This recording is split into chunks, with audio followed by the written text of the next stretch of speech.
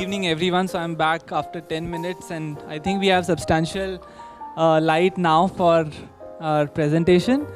And as you already know, we have our lectures upstairs, but we anticipated this kind of environment and a good number of people attending this lecture. So thank you all for joining us. And hence the delay also. I'll just give a quick introduction to how we came about this whole event. Actually, we planned our lecture series quite early before the semester. And that is when we also had Sameep's name, and we also contacted him for just the lecture. But over the time, we realized that we should actually extend it to a longer discussion with architecture, architects, art, and other things.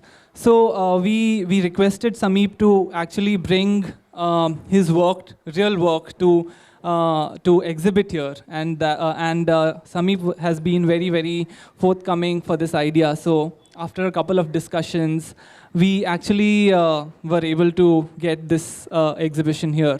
And I hope you all have got the time to go through this exhibition, which brings in a lot of work from the office, which they have been doing over the past decade.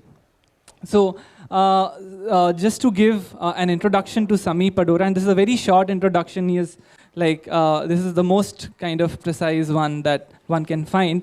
Sameep studied architecture at the Academy of Architecture, and then after his study here, he went to Los Angeles at SciArc, and then to GSD to finish his master's in design at the Harvard University. And his firm's projects have received several national as well as international awards.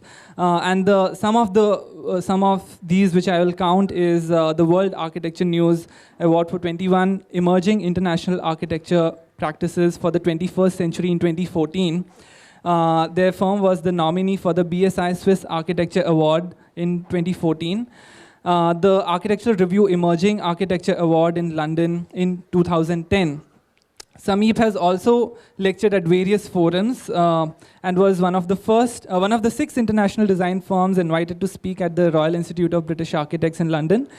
He was also the speaker at the Kurlavarki Design Forum in 2015 at CEPT. And recently, Sameep has also been nominated as one of the 50 most influential architects by the Architectural Digest Review.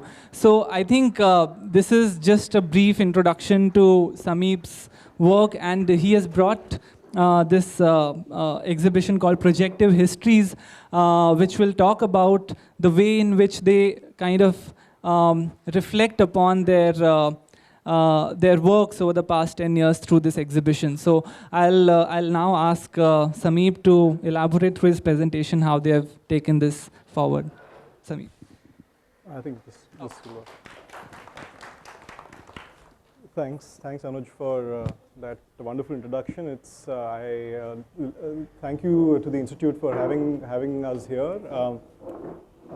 It's great to be among so many friends. There are people that I don't see that often, and it's fantastic to actually be able to see all of them together here. Who is it? Okay, that's fine. Then I can just take this off. Hello. It's on? Yeah. Yeah. Okay. The lecture today is based on the exhibition. It's called Projective History. It talks about history not just as a kind of event in time, but it also talks about how that impacts physical manifestation. History doesn't necessarily have to span back centuries. It also is immediate history. It's also the history of the physical manifestation and purely as a tectonic tool. I'll elaborate that as I go along, but just before I kind of jump into the main body of the lecture, since I believe there are a lot of students here, I'm just going to do a very, very quick and almost superficial kind of history of design, which I can run through. Everybody can see the slides, right? I'm not coming in between in any way. Yeah, okay, good. Thanks. So this is, like I said, it's just a kind of quick sachet through the history of design in a sense. I mean, it's not by any means comprehensive. It's very, very superficial, but it'll just give you a kind of setting of how the history of design evolves. So, you know, since time immemorial, I mean, we've talked about when before, you know, hundreds of years ago, 200 years ago, before the internet. To those of the people in this room who've been born in the 80s, yes, there was a time before the internet. There was this notion of craft as a means for people to design things and then barter them for things that they needed, right? So this idea of the object that they built was also the means of their livelihood. So the notion of craft as a means of design is where it kind of begins from. I don't go by the actual context of that picture. It has. I'm not suggesting that anybody make meth at home. The next kind of step from there was this kind of capitalist mode of production, which ties into the industrial revolution. So the kind of global networks grew, demand grew as well, and this is what basically then kind of so demand grew and the need for creating for mass production. Should I stop?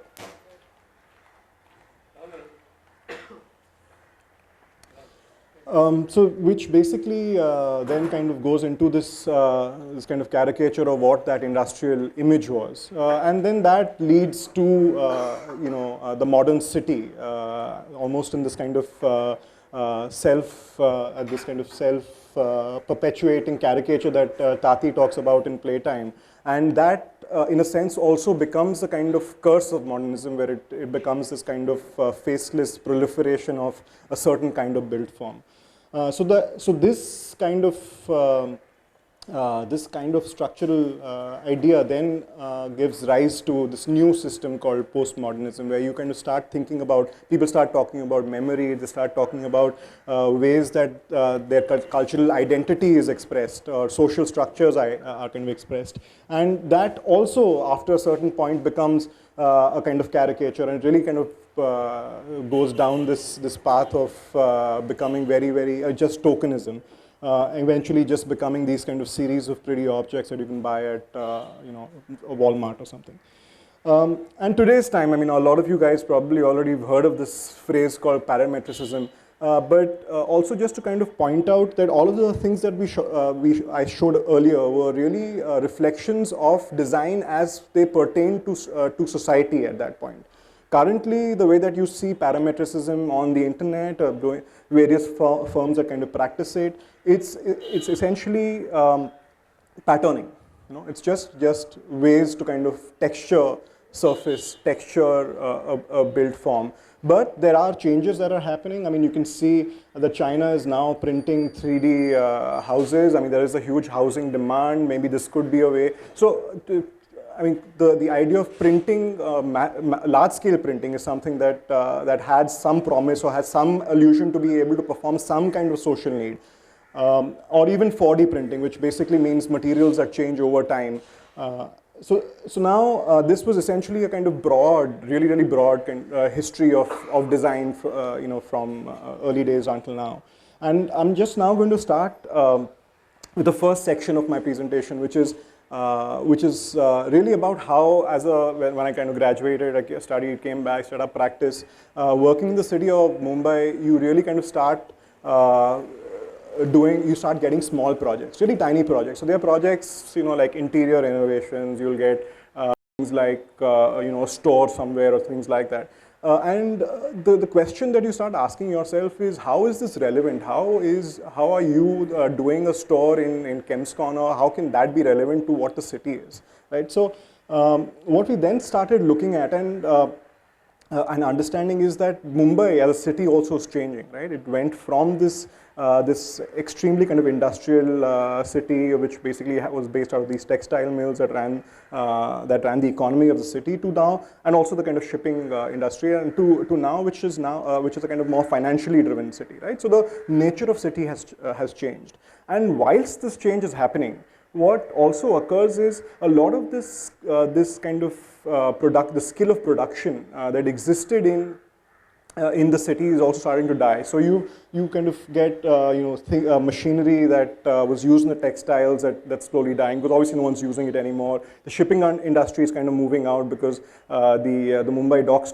are not as operational as they were.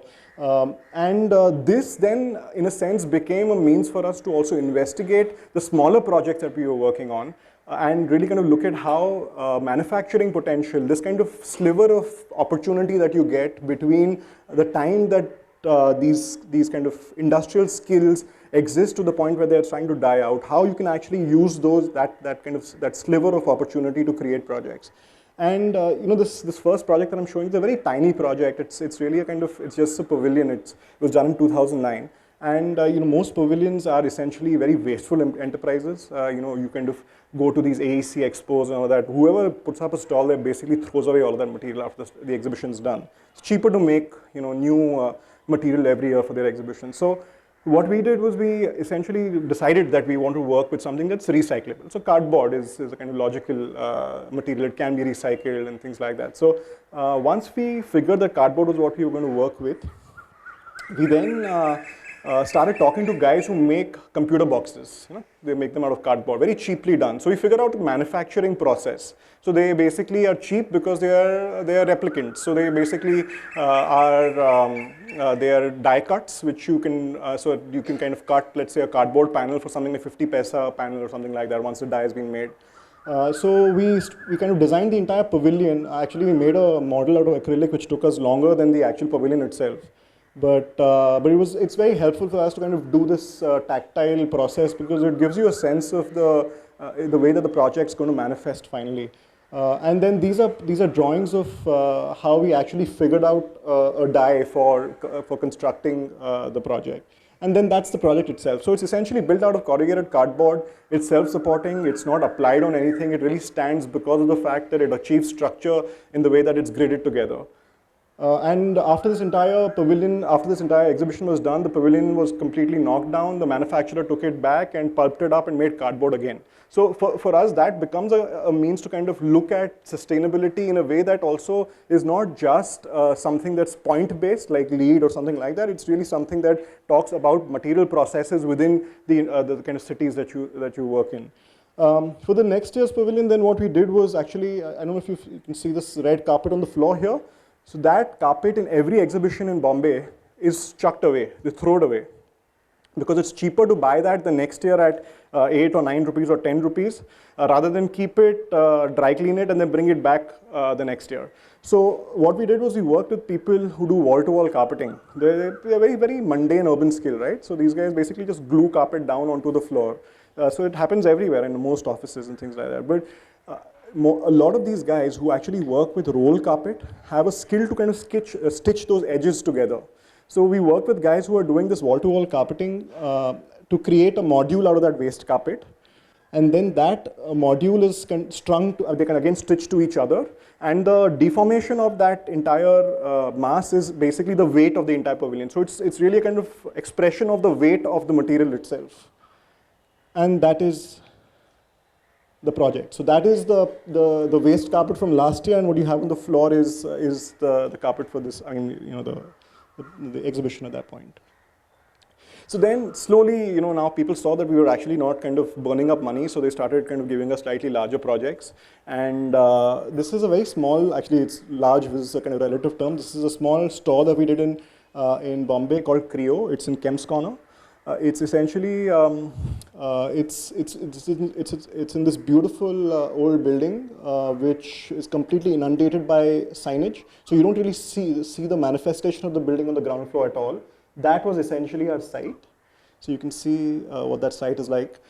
So really the first process was to kind of take away all of that, take away the layers that can, inundate the facade of the building. And then to kind of structure a mezzanine within the space that doesn't touch the sides, it kind of stands by itself, in a sense referencing the container that it sits in, at the same time also standing out. the next step was to figure out a module that lets you design a shopping bay that's much more intimate. It's not endless shelving like like a warehouse. It's really much more intimate. That's something that you're going to step into, and how that logic then kind of proliferates through the plan. So you can actually walk around all of these, this entire thing. So, and the mezzanine is the exact reverse. So the mezzanine really is the kind of reverse of the ground condition. And that programmatic structuring actually gives rise to the form of the project. So that is the mezzanine level and that's the lower level. So that becomes one module. There is this kind of image of the architect as this guy who kind of goes to sleep at night, wakes up in the middle of, at 4 o'clock, has an idea, sketches it, and it gets built. So I mean, we in the studio, and I'm hoping some of that comes across in the projects that we've shown in the exhibition, that it's really extremely process driven. I mean, we don't really kind of believe in it as this kind of magical moment where everything just kind of falls into place. It's really a kind of sum of processes that you inhabit, and that's pretty much what this is as well. It's really a kind of manifestation of the way that we articulate the program. And that's the ground floor plan, that's the mezzanine plan, that's the kind of structure. So again, now what we were able to do was we basically worked with shipbuilders, guys who were working in the shipping industry and who didn't have enough work to bend all of these structural members off-site and then bring it onto site, because they're really kind of skilled at doing that. So we were able to again kind of tap into one of these manufacturing skills in Mumbai that was slowly fading out. And then the entire skin is actually made out of a kind of polymer resin, which is used by toy makers when they kind of make rubberized toys for kids. So we work with those guys to develop this entire skin, and that's buffed on site. And the entire kind of signage is taken away, and you can see how the kind of geometry of the outside in some way also kind of alludes to the geometry of the inside. So it's almost like this kind of building within a building. And in a sense, it's also a kind of minimalist design idea, but not minimalist in terms of a stylistic minimalism, but really something that's performative, where the skin of the project or the kind of the central system itself also has lighting, also has hanging space, has kind of display shelving, all built into that one project. So.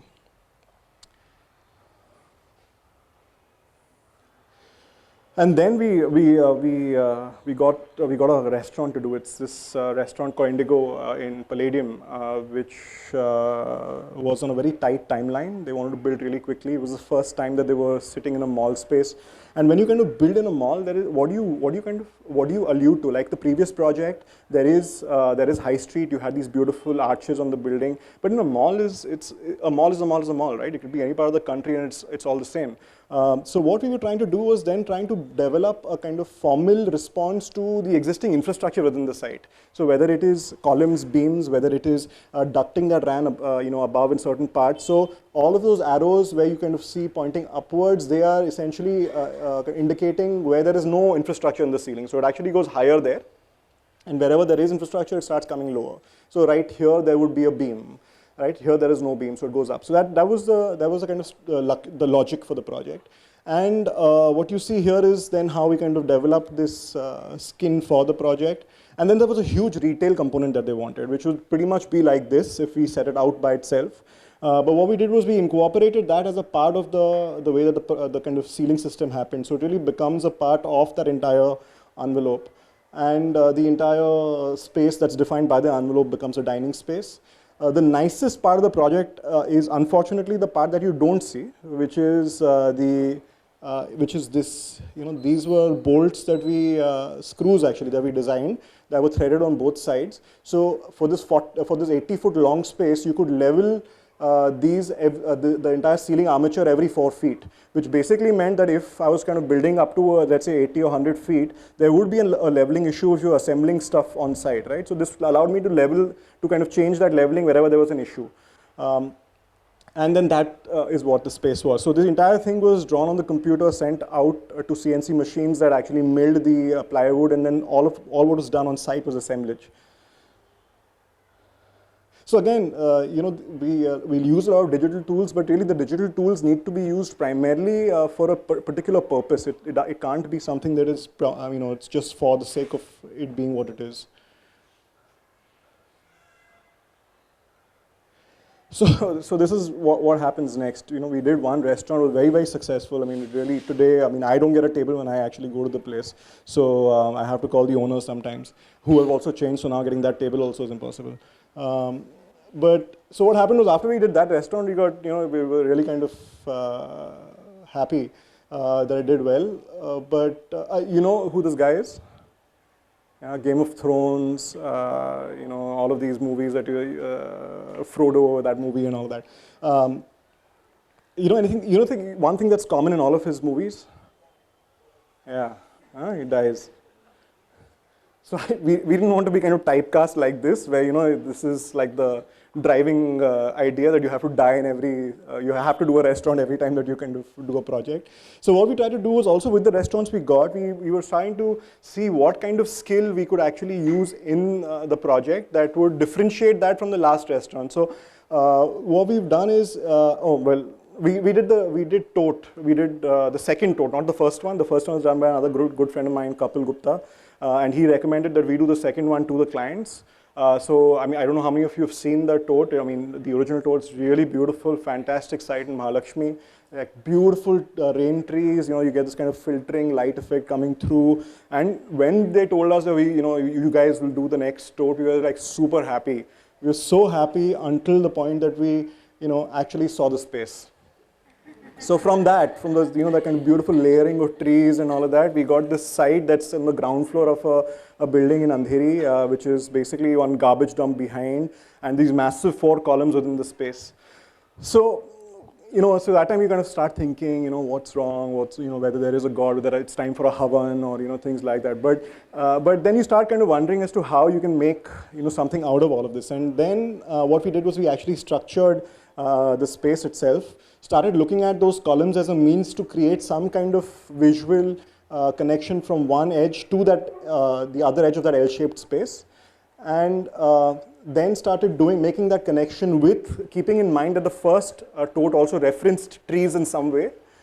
We started creating our own links using that kind of metaphoric language. And that's the project. So what we essentially did was we took stainless steel pipes, and so it looks very nice and kind of double curved and really kind of spins and all of that, but it's actually just one single curvature that is repeated, though you can't really tell that when you see the image.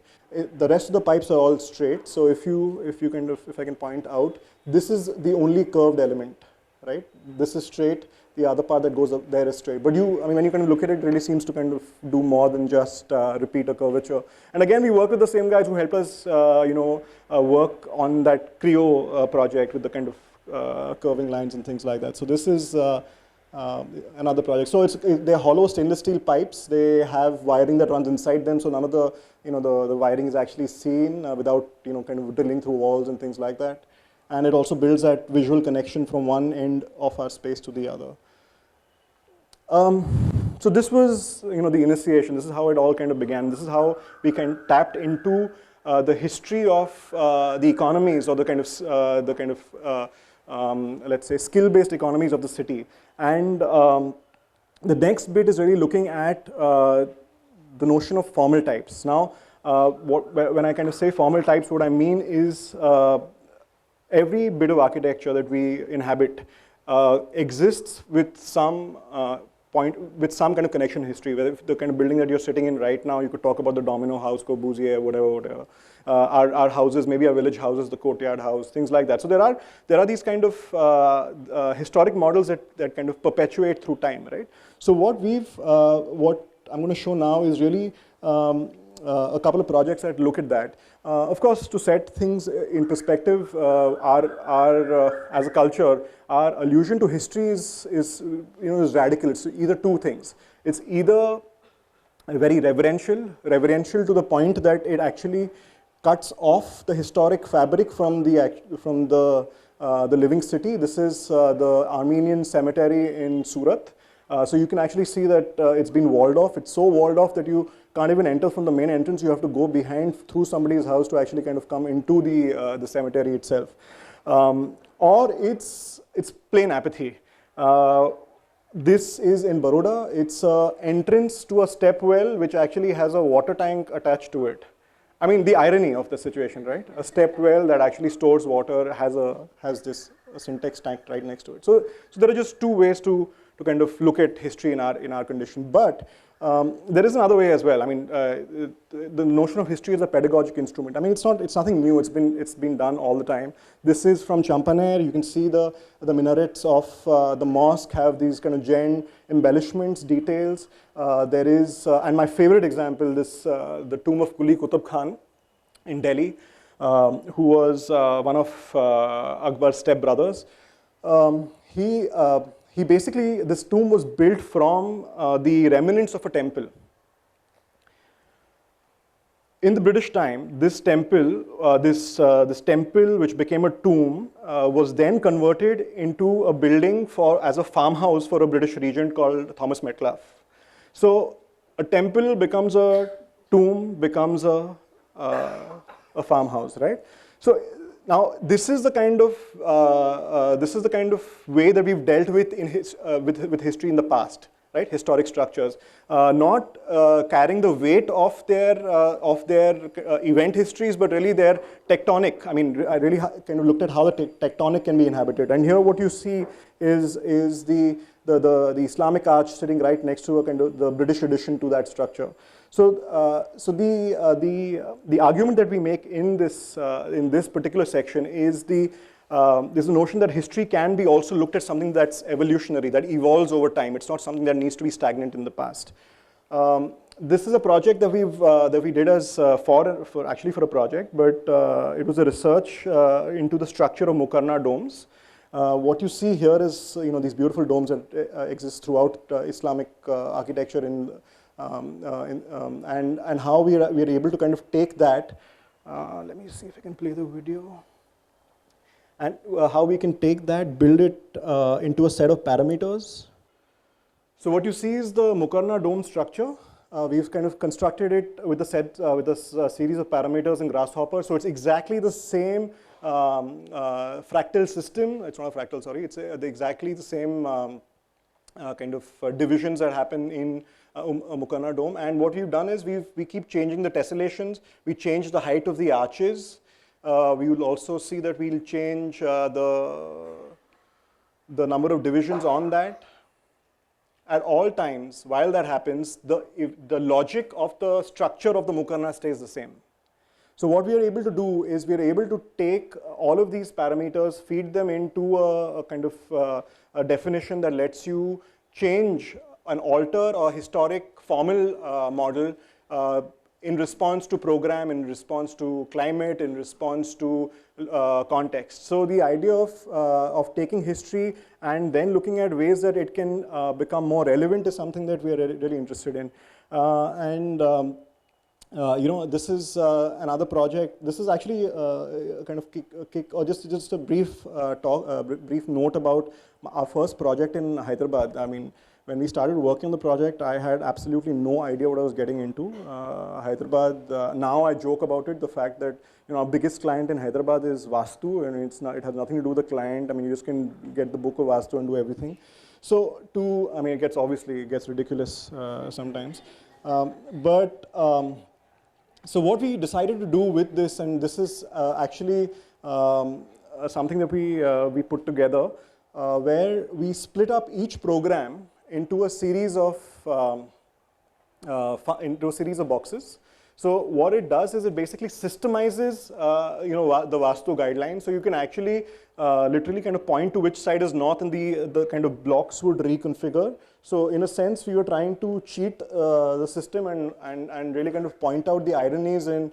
Oh, the video is not playing for some reason because of I guess there is some. It's not, maybe there's a linkage problem, but basically what happens is you kind of change the north, east, south, west, and all of these programs kind of reconfigure themselves to design a house according to Vastu.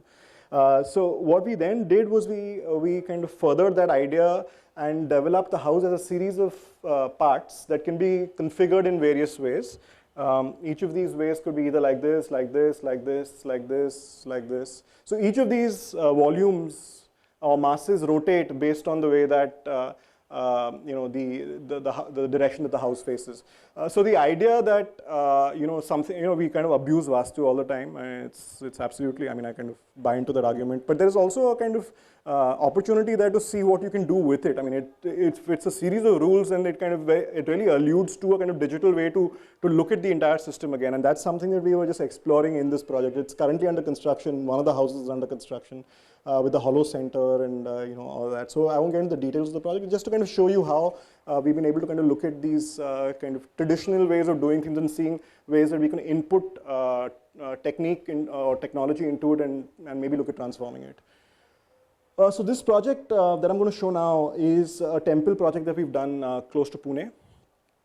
This is not the project, but this is the image of the temple that we had. There were people. I have a house very close by from where this site is located, and the local villagers had come asking for donation to build a quote unquote pakka RCC temple. So what I spoke to them about was the idea of doing a temple, built out of stone, which they really liked, because the idea of a stone temple is also in memory, what sacred temple architecture was all about. And then we worked with them to kind of create sketches, do silhouette studies of what they thought was the evocative part of the temple in their memory, which was essentially the silhouette of the temple. And then we worked with the priest and figured out the traditional planning system. So this comes under the Bhima Shankar sect. So the Bhima Shankar head priest came and stayed here on site and helped us kind of figure all of this out. Since the resources were very scarce, we were going to be building the temple through Shramdan. The villagers said they didn't know how to build with stone, obviously, but we kind of helped them do that. So we basically became a kind of, let's say, a training. We kind of almost formed a kind of training system for them as well. And how you can experience a temple is you walk between these rows of trees towards two freestanding stone walls that put you onto the east-west axis, which is when you see the Garbhagriha. We only built the Garbhagriha because of obviously budgetary constraints, and also because the fact that the trees had very thick foliage almost made it feel like you were sitting in a kind of room where trees were walls and the sky was the roof. So that was how we kind of planned the temple. And these are sections that give you an idea of the scale of that project, and that's the water that's very close by. It really is a very, very tiny project. And we made 4 major deviations from traditional temple architecture. One is the fact that since there was a slope on our site, we built a kind of amphitheater. So it let you have social spaces. So this temple is not just a religious space, it's also a social space. We built a skylight that brings natural light into the inner sanctum over the shivling. It also, from inside out, it frames the foliage of the trees. The skylight itself acts as a keystone to anchor the corbelled sides of the temple. The entrance to the temple, which is usually this low kind of doorway that you bend under and then go in, becomes this expanded space for contemplation. It really just becomes this little vestibule where you can sit and pray or look back outside into the landscape. And the temple itself is built out of local stone that's just further away on this hillock. It's like a 10-minute walk away. And it's built through Shramdan by the villagers over 2.5 years. So they take breaks, go back to sowing their fields, come back and build the temple.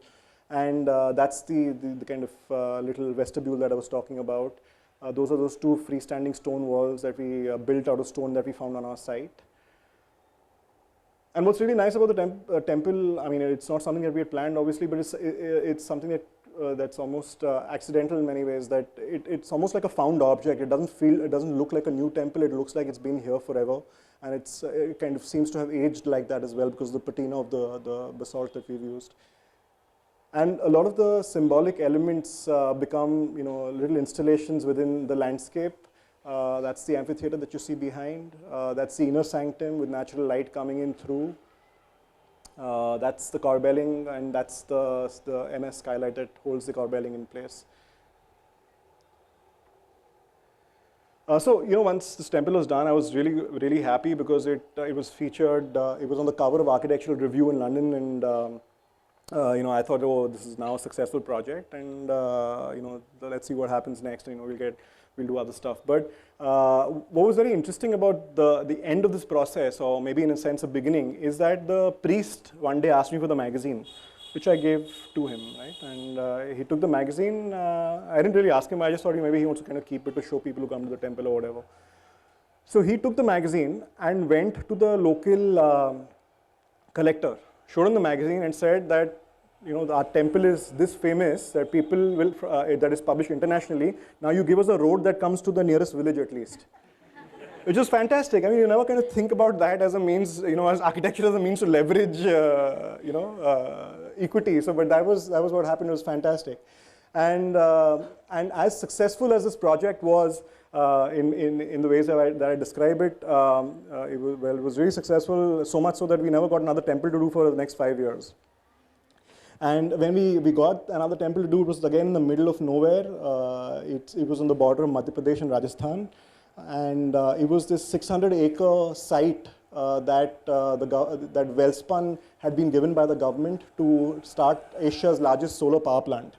What they called us to do was exactly that, just a temple here that kind of helps these two, that's going to be used by these two villages, and then construct an entrance gate to be inaugurated by the president, and they were simultaneously building a water harvesting tank to wash all their solar cells. So when we saw this entire thing, and it's really kind of in this very, very dry and arid area, when we saw this entire kind of scheme, what we recommended was a change in the dynamic. We suggested relocating the water tank close to the new temple so that when villagers access the temple, they also get access to water, which wasn't a part of the original program. Whatever was excavated here to create the new pond was then moved up front to actually cast the entrance gateway over. The entrance gateway spans about 140 feet across, and we basically then wanted to use rammed earth as a means to shutter the concrete arch. And then going back to the notion of the temple, so it was in two phases. The temple was phase 2, and really the location of the temple next to water is something that's a part of our culture, right? It kind of sits in our memory, and that's the way we kind of imagined it, with this huge, with this kind of entrance, and that's the kind of plaza where people would sit and pray. That's the entrance to the temple, inner sanctum itself, and then when you kind of exit, you exit on towards the water. And all of this is kind of programmed by just a kind of module which is a step. So the ghat essentially extends to become the temple form.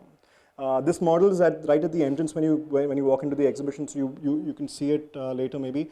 And the notion of the step as a means to negotiate the landscape of the water and the sky was basically the idea of the project. So where the sacred begins, where the sacred ends, there isn't a kind of line that defines that. Everything is sacred, everything is profane. So this was phase 2, like I was saying. We also kind of worked out a structural system that spoke of using a stone on our site and then reinforcing layers of stone with nominal reinforcement to create this kind of stone reinforced concrete. So essentially each of these steps would have light coming in through them. So it's, you'd have these flashes of light that came in. However, the first part of the project was building the entrance archway. So there was massive excavation. We moved all of that earth to the front. It was all compacted, and then we kind of engineered this entire archway that really kind of spans the entrance. It's about 140 feet across, like I was saying, about almost maybe 18 feet high. And this is in the middle of nowhere, so getting shuttering was an issue, which is why we actually started using rammed earth as a means to shutter the arch. So then we started. We're also working on other projects. Like this is a house that we've done in Jubilee Hills. The client came to us with this huge requirement of privacy as a means to structure the house. They were paranoid about it. It almost sounded like they wanted us to build a fortress. In fact, the client's words were just that they wanted a fortress from the cacophony of the world outside. And what we were trying to do was then approach the project in the way that the Golconda Fort is kind of structured, with these massive walls, but which kind of scale down towards the person who kind of experiences it. And so instead of building this entire mass of concrete with a wall that kind of separates the street from the actual construct, we wanted to create an architecture that kind of steps back gradually. It's a house that almost responds to the kind of human scale along the street. And what it also does for us is it allows us to respond to climate. So southwest is where we are the south side is actually where we are building these kind of impervious walls in a sense to minimize solar gain. Also what it does is it allows people from inside to look out whilst it blocking people from outside looking in. This is a render of what we had first thought the house to be. So it's just those 3 walls that step back. The interior space, however, or the space within the house itself was structured very loosely in a way that open spaces and forts are structured with multi-levels and hence kind of creating privacy while creating openness. So the impervious house that we kind of built was also structured similarly. So multiple levels of courtyard staggered at various levels and in a sense completely opening up on the inside whilst being very solid from the outside. The programming is very simple. It's got the more public functions up front. The entertainment, which is a huge program there, they basically have parties. They entertain a lot of guests. It happens in the middle. It's connected to open spaces on both sides. It almost becomes like a quasi, in a way that courtyards used to be used in the past, where all of the kind of public or the social gatherings would happen in the courtyard. So this center part of the house becomes a kind of hybrid court, which is both outside as well as internal, and again outside. That's the kind of diagram kind of depicting that. That's the outdoor courtyard, the inner courtyard in a sense, and then the outdoor courtyard again. That's the plan. It also lets us do this wonderfully staggered section that also allows for natural light and ventilation going right into the heart of the house. And that gives you a kind of sectional quality of the house. So that's an open space at an upper level here. That's the family room. That's the lower dining space. That's the space they entertain guests. That's where the outer pool and garden spaces again. So multiple layered courtyard spaces, and that's the house. So it's actually clad with this local stone from Andhra. And these are just images of that. So what's really nice is that the house seems to kind of have a silence about it, which is quite poetic in many ways.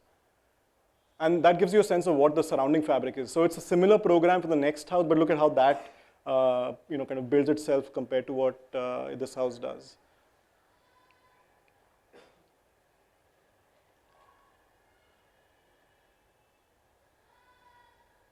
And that's where you kind of come in. So there are porous pavers that let you kind of let water percolate back into the soil. That's an entrance into the entertainment section, which is separate. This is an entrance into the main house. That is the home office, and that's just the way the kind of section opens up. So you can see from the family room, you can actually see people who come into the house, right while you're sitting there. So. And these are just kind of images of how you access the upper courtyards. Sorry.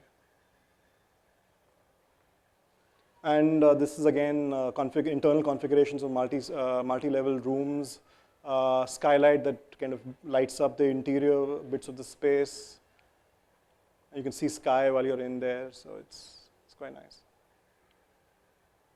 And again, the sectional nature, that it really works wonderfully. You can pretty much leave all of the windows open across all of these rooms, and you get wonderful cross ventilation throughout the entire space. This is a house that we've just finished. It's also shown in the exhibition. It's in Jammu, which even though one kind of connects Jammu and Kashmir together very quickly, the weather is absolutely opposite. Jammu is much drier. It's also it doesn't rain a lot there. Srinagar gets cold, it has wonderful weather, but Jammu is the exact opposite of that. It's just 3 months of the year that it's really cold, otherwise it's very, very hot. So what we did was, we were actually building on the fringes of the city of Jammu, where there aren't building guidelines already existing. And this is very kind of symptomatic of other places throughout the country as well, where development almost preempts planning mechanisms of the state, right? So what we were trying to do was, basically work with the mass of the house and break the scale up in a way, also sorry, that diagram's not here, but also breaking that scale up by responding to shading devices that those horizontal bands could be. So what we were trying to do also was then allude to program, where the kitchen becomes the heart of the house, and you have this indoor space where people can live, and there are outdoor spaces that they can frequent as well. These are just drawings of the house, and that's the house itself. So you can see the way, and all of these. So the idea of the grill comes from the notion of security. It's a second home. It's something that's going to be used maybe once a year. So they were paranoid about the fact that building a house with security needs to be critical. So what we did was we then panelized each of those wooden grills. So these are all local wood that's been varnished. And all of these panels open up whenever the family comes in and stays. So that's essentially the idea of the project. And also the way that light hits it. So when the sun's on the left hand side, you actually see and you're standing and looking at this side, you see this wonderful red tone to the wood. When you go onto the other side at the same time, you get this much more somber and darker mood, just because of the way that shadow kind of impacts the verticality. And that's more images of the house. So the house almost becomes like this kind of structuring mechanism for development within that area, because it sets out a clear, defined means to actually inhabit each of those plots. Again, this is on display. So there are lots of terraces and balconies that happen within that stagger, and the models probably show that much better than the slides do. And you can see the way that the surrounding development actually happens, and what the house does to that. That's the front courtyard. The interior space is really simple. And then finally, these are some projects that we've been working on in Mumbai. When I first came back from Harvard, I went with my portfolio to, I called a couple of developers, because, there are many ways that you can actually work within the city, but there is no way to kind of impact city fabric as much as what the developers do. And we can crib about it all we want, but unless you're not able to kind of take that typology and address it in ways that are different, you're never going to solve that problem, right? So, I mean, at least that was what our stance was in the beginning, and that's what we started off trying to do. So what you see here is essentially our response to regulation, and really this also looks at the notion of luxury in Bombay. Huh? So this is what developers sell you, this house with a garden, and then this kind of caricature of a house with a garden upon a house with a garden, and so on and so forth, right? So this is what they tell you. When they ask you to design a project, they usually ask you to design an elevation. So that is the kind of disconnect. So they'll sell dreams of gardens, homes with gardens, and then talk about designing elevations.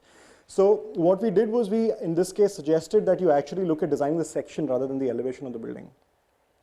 And and this was of course based on earlier regulation. It's not based on current regulation. This is before the regulations were changed, where double heights were free of FSI if they were kind of accessed from common spaces. But just to give you a sense of what happens, these kind of sectional shifts allow for a sectional openness within the building, hence creating a module that's really well ventilated. So what it does is that it almost suggests a kind of tall building model for tropical climates like ours. And essentially it also creates these kind of hybrid social spaces where people might choose to interact with each other if they like. And that was essentially how we structured that. We are now looking at building something very similar in Pune, because the regulations in Pune are similar to what the old Bombay regulations were. That was one aspect. So the idea of looking at form as a means of regulation, and also regulation as a means of structuring the history of a particular form, and ways that you can kind of infiltrate it in some way, and then look at creating change. This is another project. Of course, you get developers who talk about an Indian quality to whatever you do. So it usually means decoration of some kind on the building facade.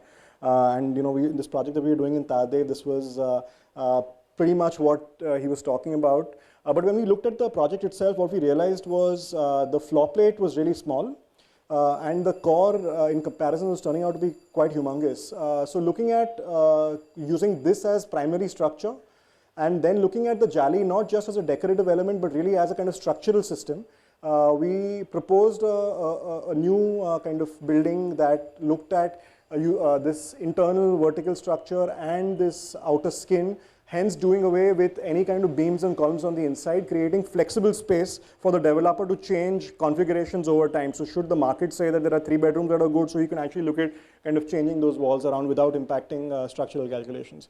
And this was a kind of structural skin that we kind of worked with. That's kind of calculation of that structural system on STAD. I have a structural engineer friend who's here, so he can also kind of comment on that. But this is the first iteration of that, and then this is the kind of eventual building form that we're looking at. So, now I'm going. The scale of the project now kind of becomes a little larger. We are now looking at projects that we are doing in Ahmedabad.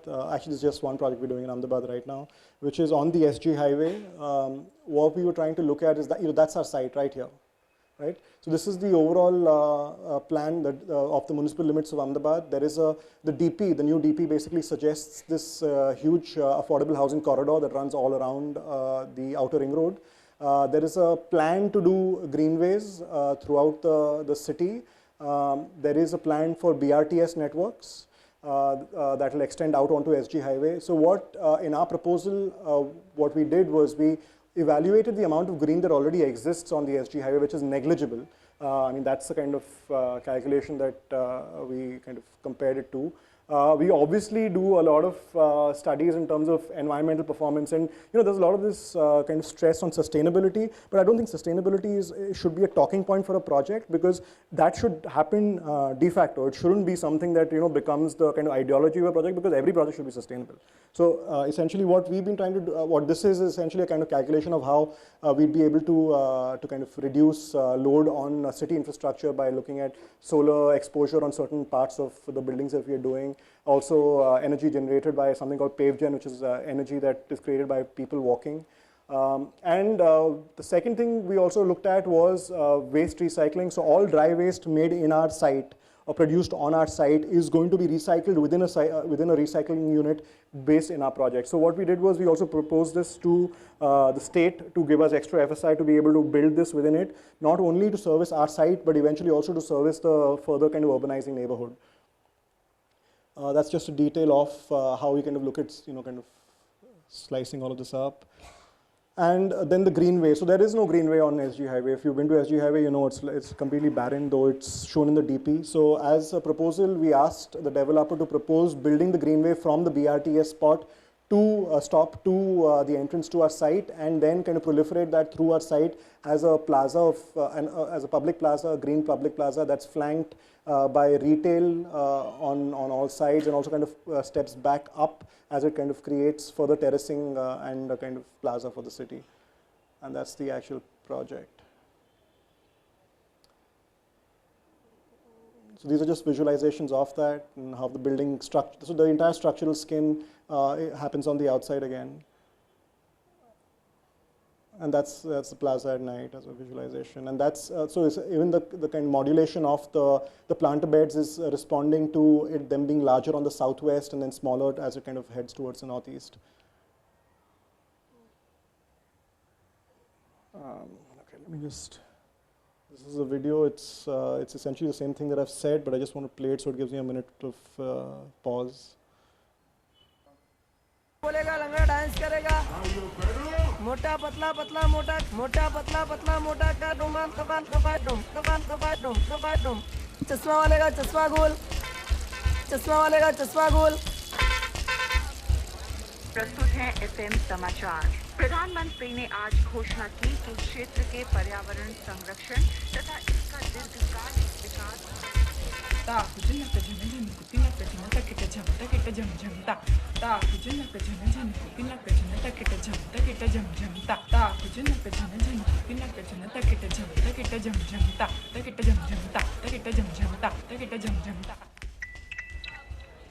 मैं समय हूँ।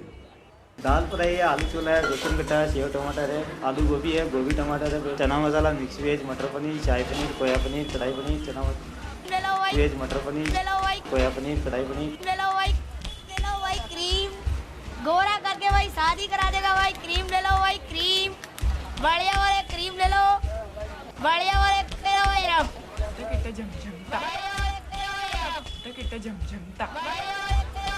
मोटा पतला पतला मोटा मोटा पतला पतला मोटा मोटा पतला पतला मोटा मोटा पतला पतला मोटा का डोंगा दुकान दुकान दुकान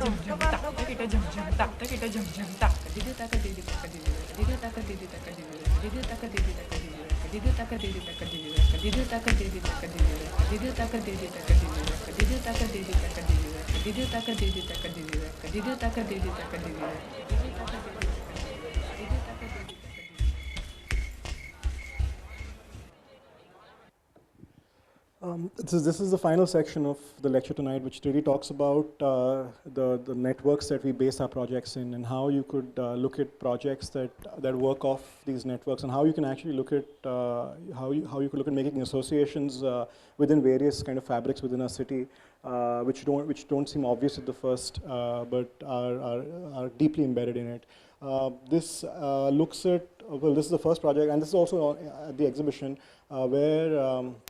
The idea of network is really a kind of this global system that we are talking about, where whilst trying to build this library close to Shirdi, we looked at how trabeated structures are conventionally done and how we could actually work with something that was much more minimal in its conceptual basis, whereby the arch, which works purely in compression, is probably a simpler system, though more complex to build, largely because of lack of skill. And what we were trying to do was then look at program informing the form of the entire project, and how that form essentially is also developed using this kind of global system. So what we are doing is looking at a traditional Catalan tile vaulting system from Uruguay. We are looking at a software from Spain, sorry. We are looking at construction techniques that were improvised in Uruguay by Eladio Dieste. We then kind of used a software from Switzerland to help us optimize the structural system, and then finally build in Maharashtra using brick that comes from Gujarat. So really, this kind of global network also in a way makes it possible for the regional to become more enriched, and also in a way for the regional to evolve and grow. And I think that's really what's a new interest, to really look at how global networks are now informing regional systems. We are also working with Hunarshala on a Buddh Vihara, where Hunarshala, I don't know how many of you know Hunarshala. They work with traditional construction techniques. They're based out of Bhuj, and a lot of the construction techniques that they teach the villagers is what's finally used in the construction process by the villagers themselves. So and those construction techniques are things that Hunarshala has actually learned, or the group that works within Hunarshala has learned from people in Thailand, in the way that they actually knit thatch together. So really the notion of regional, the regional needs to kind of expand and become much more, how should I say, open to kind of global information. And so this was an existing building, existing series of buildings that were on site, and this was our library addition to it. What we were trying to do was trying to look at the plan as a kind of open, a largely open system, and how details were evolved to kind of locate the vaulting, the triple tile vaulting fabric, and foundation. Foundation was really the only thing that our structural engineer designed on this project. The rest of it was designed by us on that software from the ETH Rhino Vault that I spoke about earlier. And what we were trying to achieve is really this kind of landscape condition, the kind of playful landscape condition, which becomes a kind of memory for for kids who graduate from this school. And these are just images of what that's going to be. And this is currently under construction.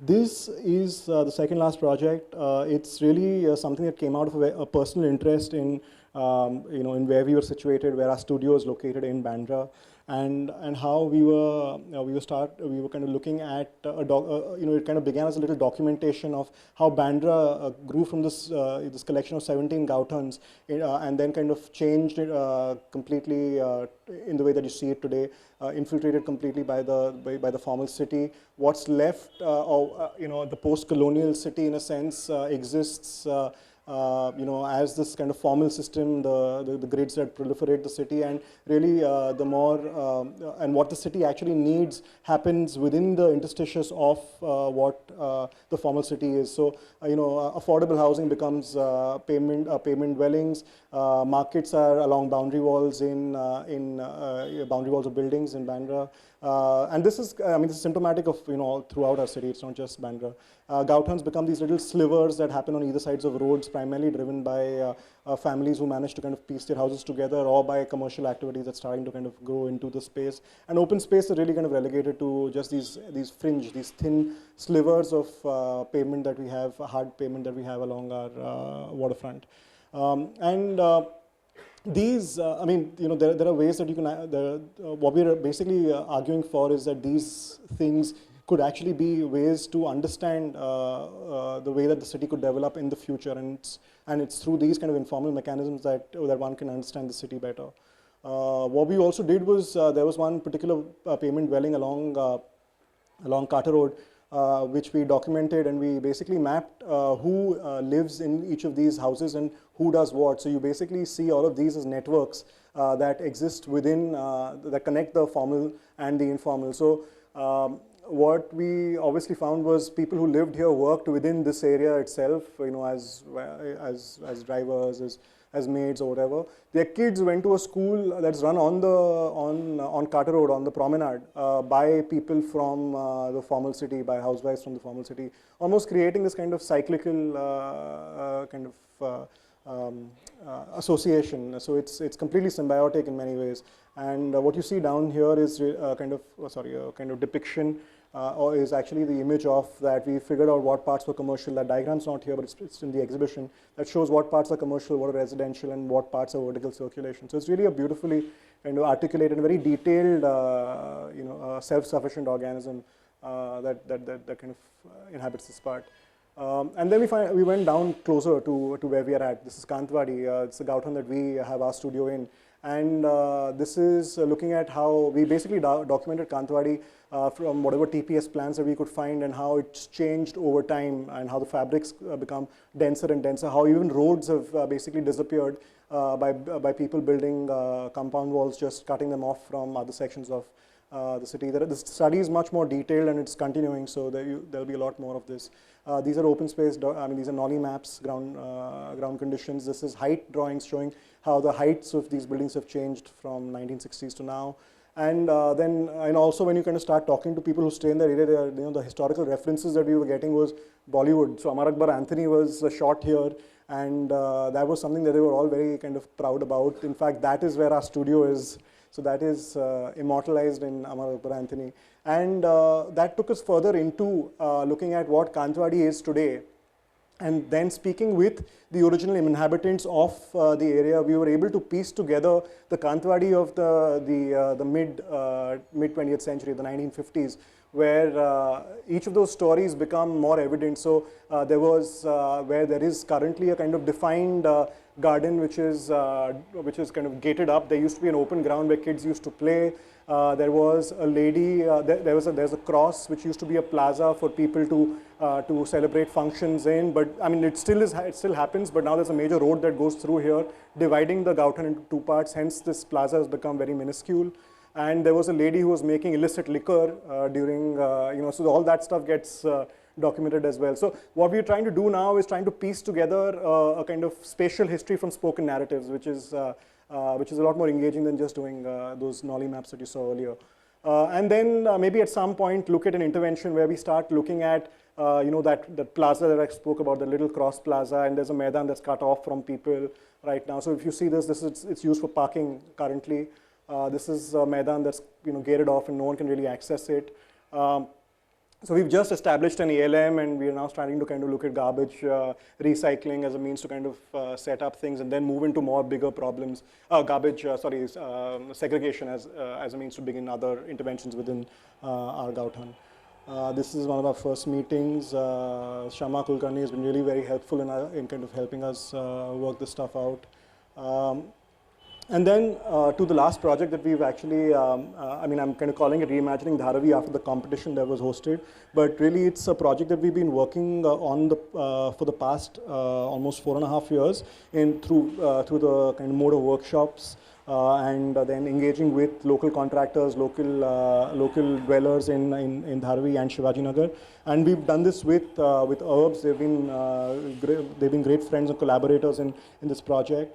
So it all kind of started off about 4.5 years ago, you know, understanding how contested and how complex this entire kind of redevelopment proposal was, which is of course history now, and how the documentation that we kind of did with the students of J.J. College of Architecture kind of elaborated how you could actually build a house within 35 days flat with people coming in, work people coming in exactly at certain points to construct the house, and the timeline being really, really tight. And that was really a huge revelation, the idea that it was such a super organized and super timed effort.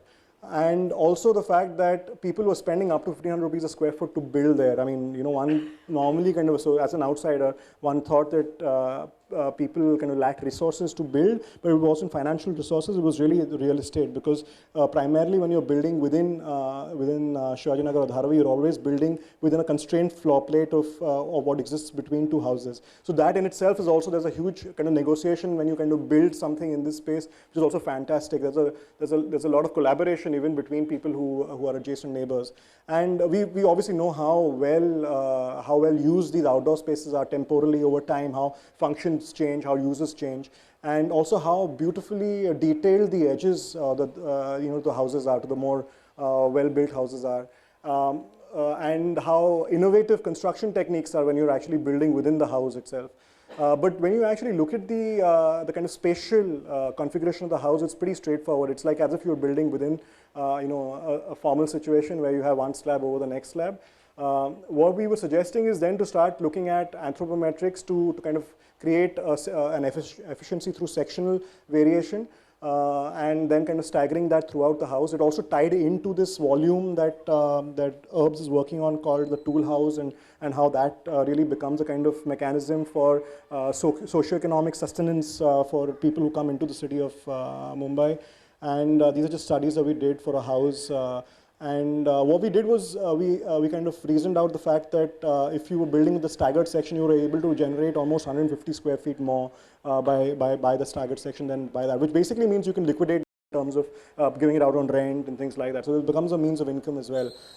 So really, the hugely hugely complex socio-cultural economic issue is there, but what we were trying to do in this case until this point was really address the architectural problem, which was kind of creating more real estate.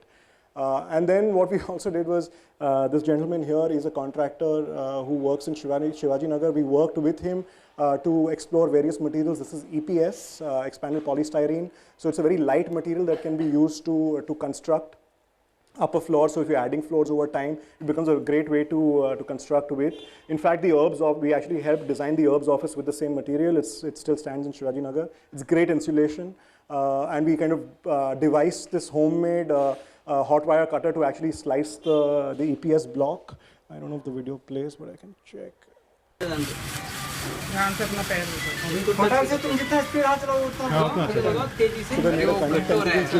to slide the block and all of that, so it was quite fascinating.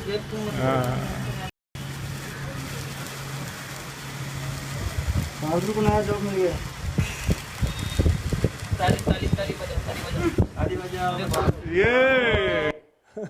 So what we've been doing is also working on little houses like this with the local contractor. His name is Pankaj Gupta. So when you work within settlements like this, what you're doing is your client is not the eventual owner of the house. It's really the contractor who's got to buy into your idea of what the house could be, and he has to see value in it, and his word basically is what the client buys. So that's really the kind of dynamic that exists, and it's fantastic. Really, it was educational to kind of work with Pankaj and figure out how things work with him and that entire system. And again, I'm just touching on this very, very briefly. There's a lot more about it, and it's probably an entire lecture by itself.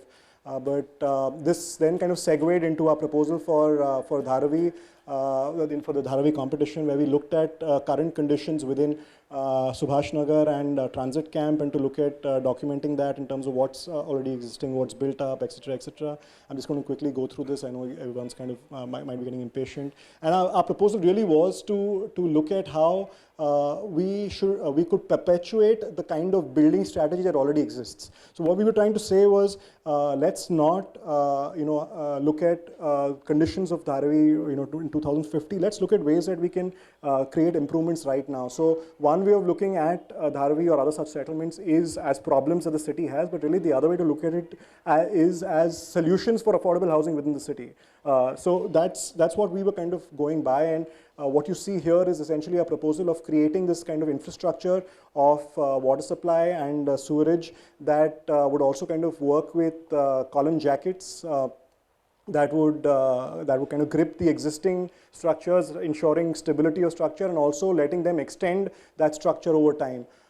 So the kind of internal layouts, what we were trying to kind of document was also that kind of stepped section, how the bottom could become a kind of completely commercial space or residential space if needed, or both, and how that would in time affect the kind of built fabric of Dharavi, in a sense kind of perpetuating its current process.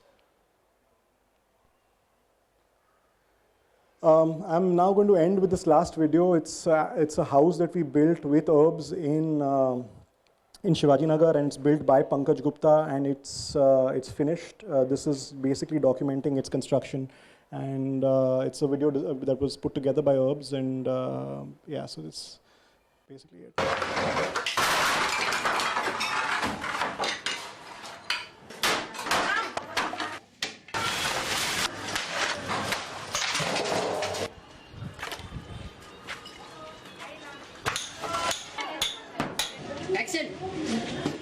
मेरा photo ले रहे हो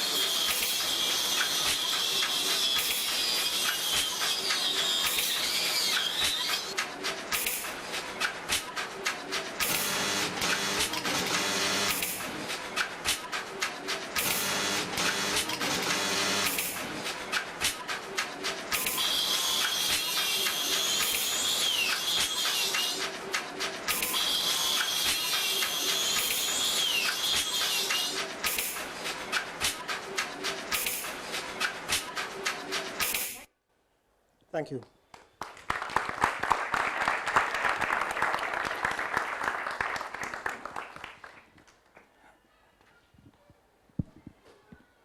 Thank you. I think I should allow Sameep to rest for a while for talking non-stop but in the meanwhile you have an opportunity to think for your questions if you have any. Hi Sameep. Is it working? Yeah. Thanks, Sameep, for this very interesting lecture. This one observation, and it's very interesting to see the span of your practice. I think, what, last, how many, 10 years? 10 years. And it seems like you started with really tiny projects, and then scale of the projects kept growing up and up. And then there's an interesting turn towards the end where there is an investment in research, right? And somehow trying to understand what the city is doing, right? What are the kind of, what are the productive kind of engagements with the city? And also that is one kind of trajectory that I kind of observed.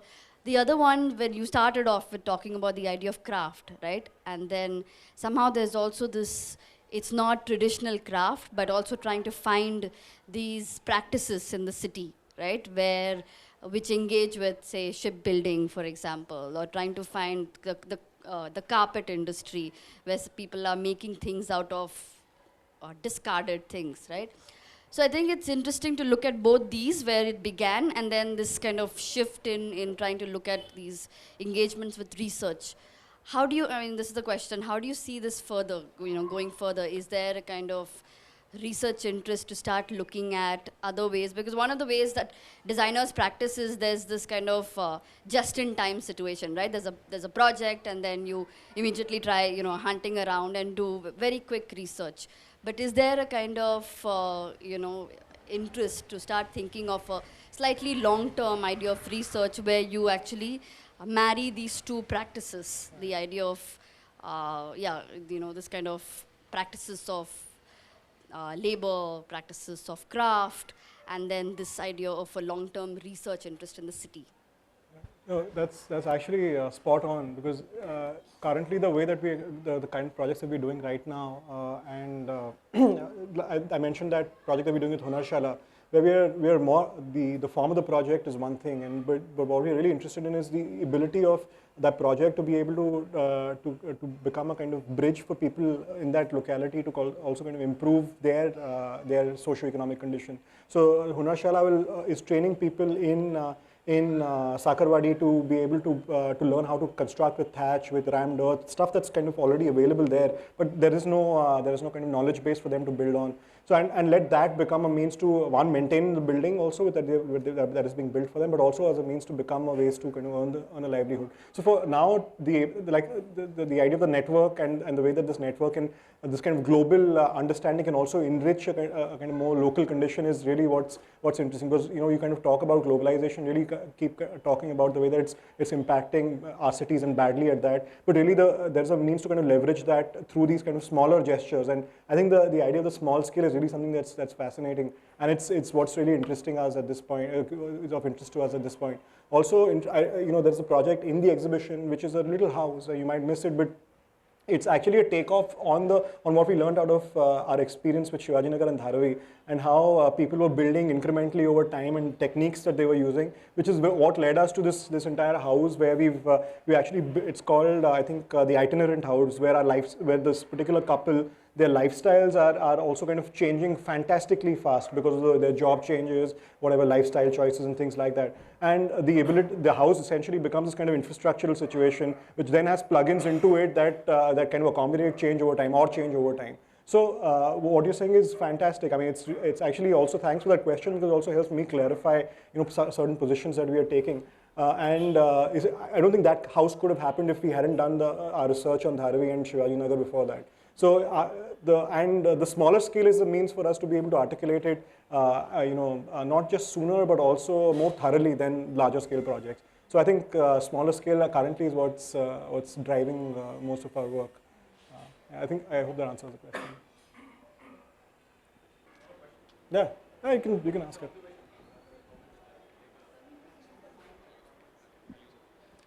Another comment, not a question. Maybe a question in the end, a small one. But I like to be introduced to architects. Introduced as in I like to know architects, like people. So someday I am introduced to Glenn Murcutt's work. And he doesn't know me, but I know him. So recently I'm looking at Tom Kundek's work. He's a Seattle-based, very beautiful architect. So I got introduced to your work. You don't know me, but I know your work in the sense that Creo was fantastic. You showed me showed a picture of the elevation. Yeah. What I remember, the first time I passed that area, I saw the entrance. The entrance is beautiful. Simple, maybe you'll miss it. Most people will miss it. Yeah. I did not miss it. It was very beautiful. a simple 2 domes and covering. Very nice. The next time I wanted to see inside. Again, I saw a glimpse of white and I could not see it because you were in the car and you were going fast. One day I stopped and I saw it. It was beautiful. It's a very nice project. So just that. So I was introduced to your work and I know it's done by you. Very nice. One small question, like not a question, just two restaurants you saw, and there's a Hans Wegner chair in both of them. Why Hans Wegner?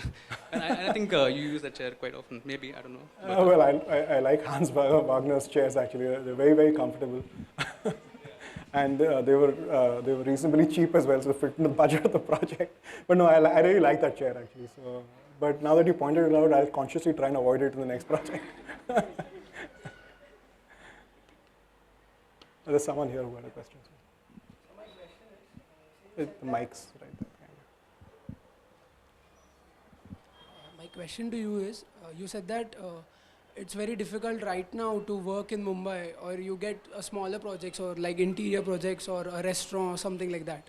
But my question is, what all are the difficulties as an architect, or we as being a future architect, will we face later on to work in Mumbai? Like if we don't work for residential buildings that today developers or builders do, because there's just one project coming up, that's extension of the Baudaji Lad Museum. Even that is being done by a foreign architect and not an architect of Mumbai or India.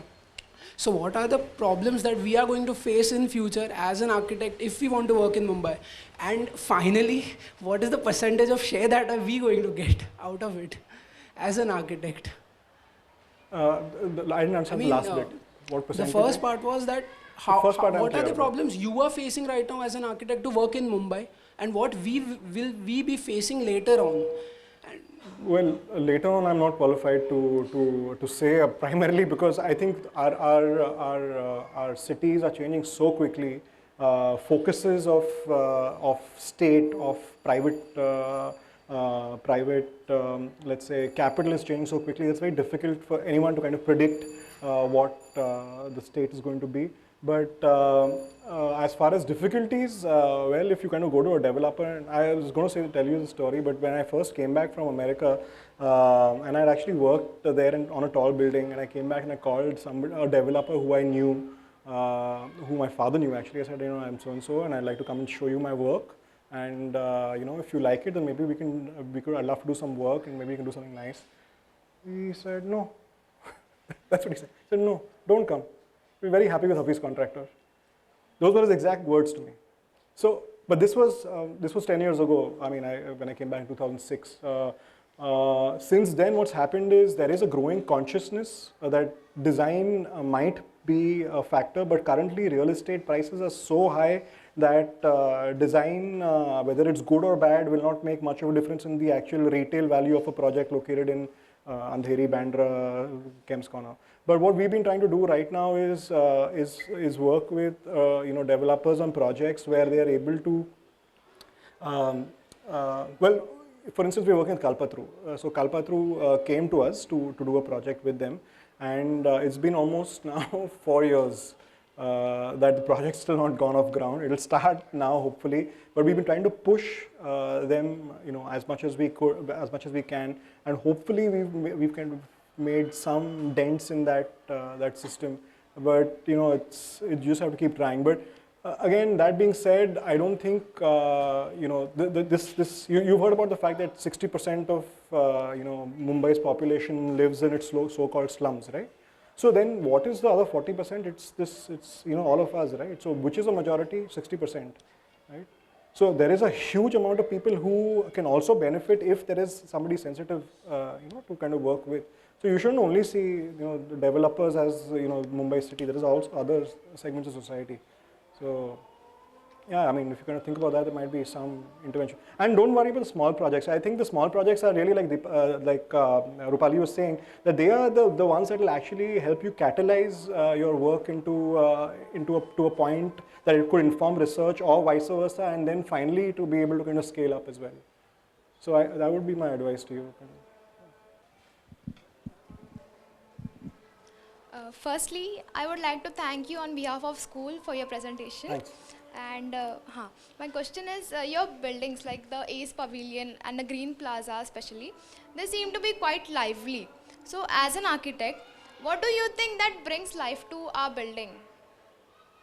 what is it? Is it the form or the light or the aesthetic? The No, it's inherent- basically all of that. I mean, that's the safest thing that I can say right now, because to kind of talk about the merits of a project, and the idea of life, people have written like huge volumes on that. But I mean, the thing to say, the thing to kind of understand would be that all of these things, light, like you mentioned, open space, the way that you shade plazas in between, are ways to activate the plaza, but they're not the only way. So there could be many, many things. And whatever we showed, and the reasons why our renders look so lively, but also because there are lots of people running through them. So they might not actually be like that. We don't know. I mean, the idea is that there is only so much that you can predict, but yes, you can definitely be sensitive to the fact that there is a way to activate a space, and that could be done through shade in our kind of climatic condition. It could be done through ways that you see vistas. It could be the way that light would create a focal point while you're walking through a space. It could be the way that you plant a tree, even small things like that. So the way that you actually pave a space as well. So these small things, there isn't a giant move that will create life, except maybe if you kind of install one with large free internet terminal with unlimited download. But no, the point that I'm trying to make is that there isn't one large answer. There are many small answers, and all different from each other. Thank you. Yeah. This is about your exhibition. It is the way you have presented. Can you tell the students about it? Why you did certain models in certain ways? Yeah, sure. What we've essentially been doing in the exhibition, and really when you see the projects there, we've only brought maybe 1/3 of the amount of models that we made per project. We make a huge number of models, and when you see the end product, you'll see that you might think that, oh, this is just a series of simple steps that you take to get to a particular point, but that's not the case. I mean, we've done like 15 models and then decided that 14 of them don't work, and which is why the 15th one does. And there is no substitute, like I was saying earlier, for process. I completely believe that process is the only way to arrive at a solution that is robust and appropriate. So the way that we've structured the exhibition is really kind of setting out that process. And there are also a lot of iterations that we've put in, things that we didn't finally do. But they're all there to give you an idea that we've actually investigated many other things. And even the iterations that we have shown are just maybe like 15-20% of what the number of iterations that we actually did. So that's essentially how the exhibition's been structured, to give you a sense of the process more than anything else. I actually have a question. When you were dealing with the projects, like the constructions clients gave you, you were actually thinking of the structure as the aesthetic sense that is the building gives it.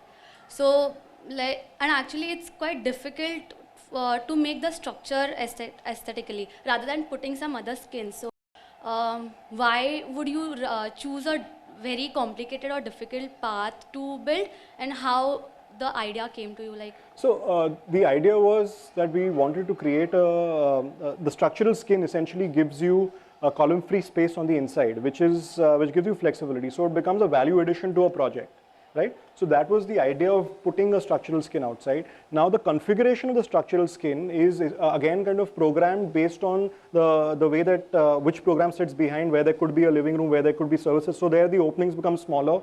Where there is a terrace, the openings become larger. Also, the closer that you get to the ground, the openings tend to become smaller because there's more noise that comes in.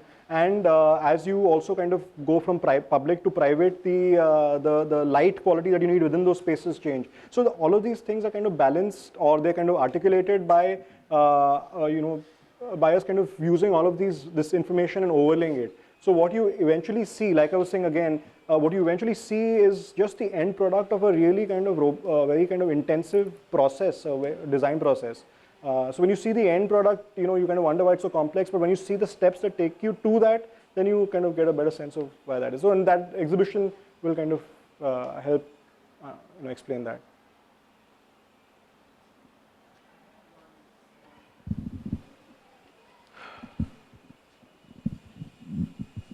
Actually, most of your projects have been so exploratory in nature, and I remember that in most of his interviews, Charles Correa always says that, you know, most of my good projects have been because of good clients. So how much have you been lucky in terms of clients, or I mean, on the other hand, how much have you had to push the clients to convince through a certain good idea? So actually, some of the studio staff are here.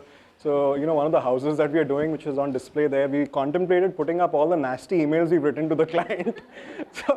So it's a constant fight. It's a constant fight. You keep pushing, you keep pushing. You know, I don't want to name the clients, but, you know, for instance, this house that we are doing, I mean, I can't think of a better example of their lifestyle or their kind of aspiration for, you know, in terms of what that house could be. But at all, and these are like really well-educated clients. They've gone to the IITs, they've gone to the Berkeleys and all of that. But it's amazing to kind of hear how opinionated their idea of what their house should be is. You know? And it's not based on lifestyle or program or anything like that. It's really based on this image that they have of what their house is. And they're all from design backgrounds. Huh? Both of them are from design backgrounds. So it's a constant fight. Yeah? It's a constant fight. I mean, it was in fact much easier for us working with Pankaj in Shivaji Nagar, because the minute he saw value in something, the project, I mean, the idea was kind of carried through. So when we did North Lights, or we did the clear story for ventilation for both the ground and the first floor, he immediately bought into it because he knew that it created ventilation. But that's, you know, that's a bigger struggle we have when you're working in the more kind of structured and with a more kind of educated group of people. So, I mean, no, it's not bad being educated. I'm just kind of clarify it. So yeah, it's a struggle. It's a constant struggle. So you have to fight the client for his own benefit. You have to fight with the contractor because he's not willing to do something that's different because he's getting paid the same for, you know, double the effort. So you end up also at many times doing a design build project without actually, you know, charging for doing design build. So you're figuring the entire thing out, you're figuring out what mechanisms. So when we built Indigo, what we did was we laid out all of those cut panels on ply sheets so you minimize wastage. We then sent it to a CNC cutter, did all of that. So all the contractor did was pick up that stuff and then assemble it on site, which was also numbered by us through the router itself. So many times if you want to kind of facilitate something different, you have to take on more responsibility, which is what we were doing. It's not a kind of sustainable financial system, but of course. I'm just going to prolong your misery a bit. No, it's interesting now that you just mentioned this thing about the clients and so on. Within the context of your talk today, Projective Histories, it's maybe, you know, education, looking at that versus mnemonic histories, because I suppose they're just reacting to something from their past, something from the memory, and you know, that also kind of has an influence, or it does affect the whole, you know, the way a client approaches a project. So that could be an interesting also insight now for you. My question was more about this guy Pankaj, right? Who are the stakeholders? Can you elaborate on the process of the stakeholders and the money? Because was he the client? Was it a prototype? So this particular house that we built was a prototype because it's a different sectional system from what was traditionally done. But Pankaj was the final decider in this. So for us, the person to convince, and we tried doing this 4 years ago. It only got done like let's say 6 months ago, primarily because finally Pankaj saw value in what we were saying. And the dynamics is like that, is like this. So the Pankaj kind of lists what the cost of the house is going to be and tells the client this is what it's going to be. And the client, once the client agrees, then everything else is up to him. The client tells him I need so much, so much, so much. So he's the de facto architect. As an architect, we typically don't have a role in that. Pankaj is very, very well kind of equipped to build the house, you know, the way that they were building so far by himself.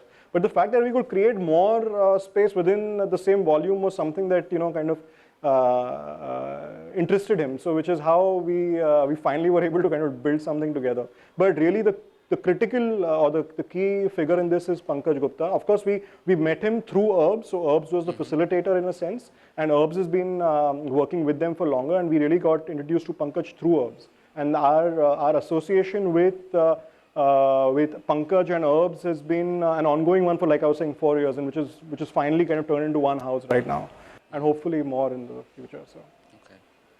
But then does this prototype go somewhere beyond that? Yeah, so what we are trying to do is then now tie this into the notion of the tool house as a means to look at a kind of, to almost not formalize, but to look at economic structures that exist within homegrown settlements like this, and then to actually suggest that as a mechanism to allow for socio-economic,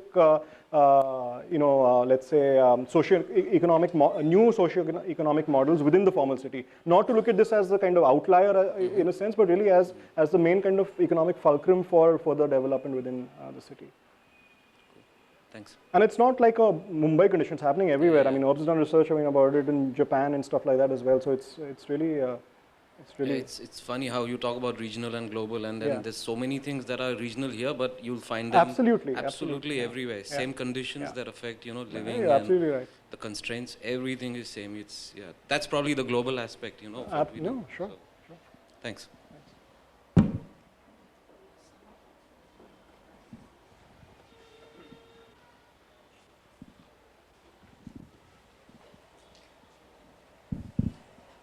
This is an extension of the thing which he mentioned regarding the client. I just wanted to ask you regarding the 2 temples which you have built. Like I see that there are the forms which you have chosen are very unconventional, like so as the mode of constructions.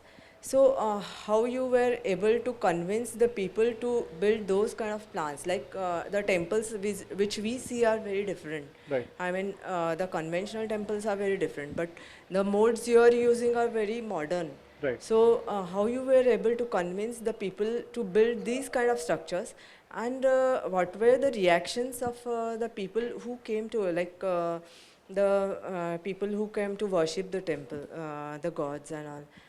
Because they have different kinds of mindsets. Correct. So there are a couple of things. One is what comprises modernity, as a phenomena. I mean, is it the form of the temple? So they were actually going to build a traditionally embellished temple with decoration and everything out of RCC. So RCC, so the material that is that's clearly kind of defined by its usage in our contemporary time. Or we build a temple like this without embellishment, because embellishing stone was much more difficult. The villagers couldn't do it themselves, and we didn't have the budgets to get somebody from outside. So the kind of formal, let's say, the formal plainness of that temple is really a kind of result of that dynamic. And secondly, the fact that the villagers built it themselves also endeared the temple more to them than otherwise it would have. So the fact that the temple is used now is primarily because of the fact that they built it themselves, and it wasn't designed in a way that we kind of sat in Bombay and made a design and then kind of went and said this is what it's going to be. We actually sat there, we kind of made sketches, we showed pictures, we said this is what it could be. What do you want? Do you want embellishment? Do you want the kind of cornice here, or do you want the form of the temple to be like this? So we kind of we went step by step while we were kind of doing this. Construction was purely something that we had to kind of bring into the project, because they didn't have any idea of how to build with stone, or even if they knew it was a skill that they had kind of forgotten, as a kind of community. So that is something that we brought to the project. So yeah, that's how it is. that is very interesting form actually. Thank you.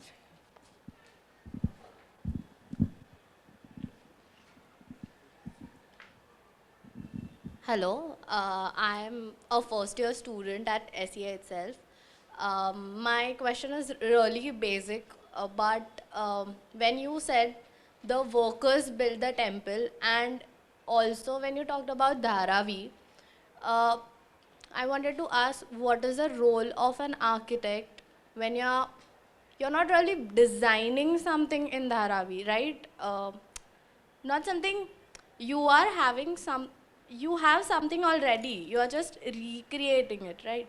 So being a first year student, I'm just curious to know if when you're working with some very small sites, or when you're not making something very big or something very innovative, like working in Dharavi, what is the role of an architect there? Well, actually speaking, some of the most inventive techniques, some of the most inventive ideas for construction you will find in places like Dharavi and Shivaji Nagar and other such areas. I mean, of course, for that, you also have to kind of first you should be first ready to accept the fact that, as architects, C is of course in its first year, but as traditionally as architects, we are not taught to accept that there can be design without architects, right? I mean, that's obviously, because it kind of negates the need for our profession. So once you kind of start thinking about the fact that there is already a fair amount of design existing, and what you can do is also a little slight modulations that would kind of improve even by a slight fragment the nature of the environment, and that's good enough. That's enough. I mean, what do you think you design when you think that you're designing a building in Bombay? Do you really think you're designing a building? You're not. You're basically sticking to kind of regulations and clients' requirements for FSI and sale areas and carpet areas. So it's not really, it's not design in the sense that you currently think. But again, you'll kind of figure this out as you go into other years of this adventure of architecture.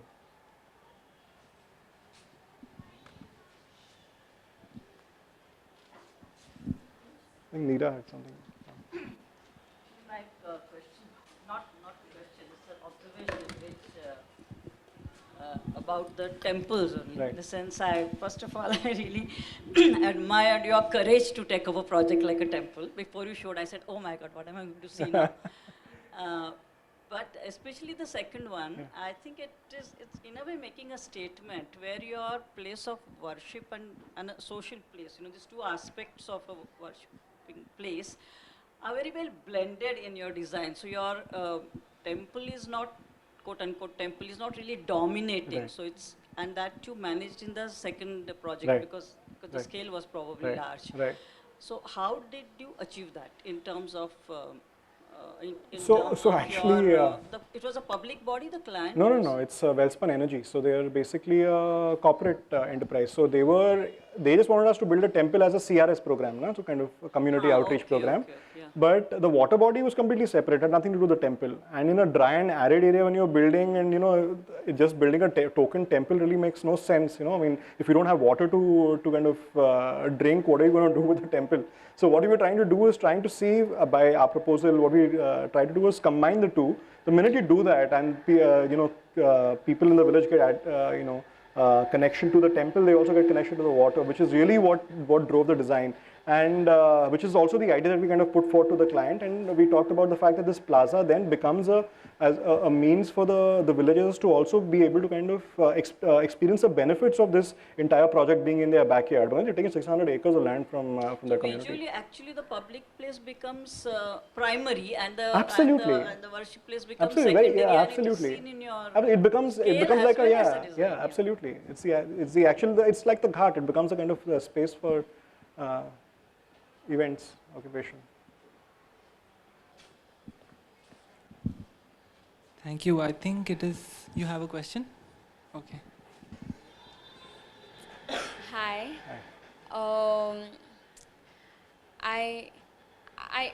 Okay, I'll just tell you what we are doing in school right now, so you can connect to my question. Right now, we've been asked to make a studio in a village, but before that, we have to have a concept for the studio. So I was wondering if you had a concept for your designs. I don't know if I missed it, if you said No, you're absolutely, it's a good question. So, because I was struggling a lot with the concept, I didn't understand what a concept meant at first. So I had to check on Wikipedia what you actually mean by a concept. And then I came to an architectural concept, and then eventually I found out Rem Koolhaas and Bernard Schumi, and I saw how they worked. So after that troubled me a lot. And then after that, I've been trying to articulate that into my work. And now that I see your presentation and your work, sometimes I didn't get the link, what is your concept, and after what did you, what made you build what you built? So here's the thing, I don't believe in a concept, firstly. I don't believe that a concept should exist at the beginning of a project. When you say that, you have a concept, you also are kind of putting out there the fact that you are a kind of creator who knows everything at the beginning of the project, and you know exactly what the project is going to be. Then what is process about, right? what are you going to do through the process if you already know what the project's going to be? So I believe it's completely legitimate to kind of evolve a concept for the project whilst you investigate it through process. So that for me is, and I mean, that's kind of critical in the work that we do. So we look at, actually the exhibition is like fantastic to tell you that, because it shows you everything, the way that we kind of work a project. We start, I mean, you know, there are other people in the studio here as well, and they'll kind of validate that as well. There's no sketch that I make at the beginning of a project that gets built finally.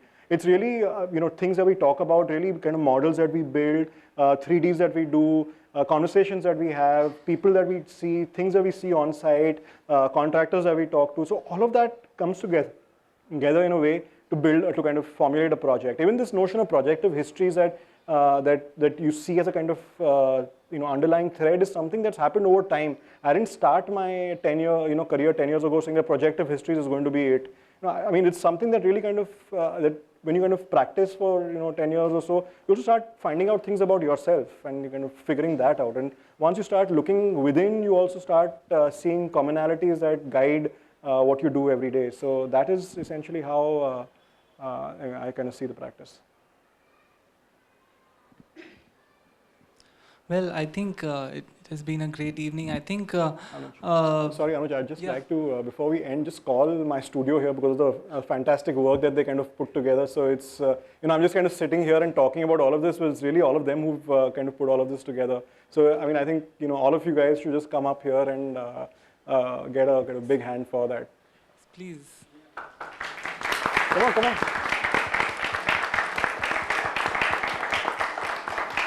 I think it will be nice for all of you to come here so that yeah, so they can see we have the faces team on now. the camera.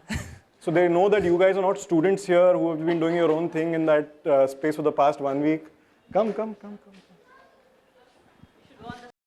on the stage, come. Go that way.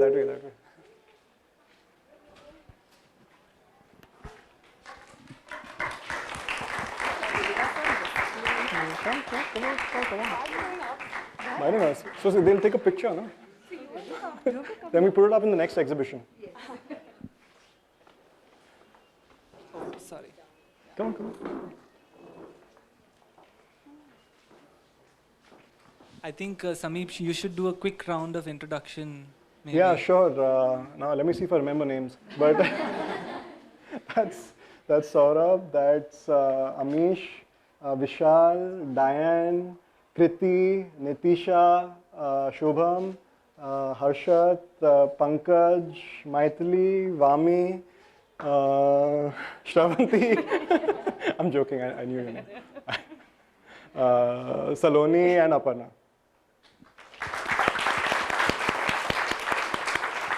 Thank you. I just want to end by kind of summarizing this this interesting talk. I think one of the key things to kind of take back is this idea of pedagogy and kind of pedagogic way of looking at your own practice, because very few practices actually in the contemporary times kind of are doing this, although it is increasingly coming into the architectural practices to kind of keep on collecting their own work, archiving their own work, and then look back at it within their working. So I think one of the interesting things about the practice is to kind of reconfigure your own way of working through this pedagogic methodology. And I think I must congratulate Sameep, but also acknowledge Ravi Punde's vision to bring in this kind of practice which is happening only in the studio to a school, to open it out to all of you and all of us to discuss architecture at a broader scale. So I think I must invite you to kind of think of this, because all of you are going to set up practice, many of you are going to set up practices, to kind of think of it as a way to reimagine the way we practice through the knowledge of archiving, reflecting back, through collecting, through thinking back, and like a constant cyclic process. So thank you so much for joining us, and we will keep you updated with our upcoming events. Thanks.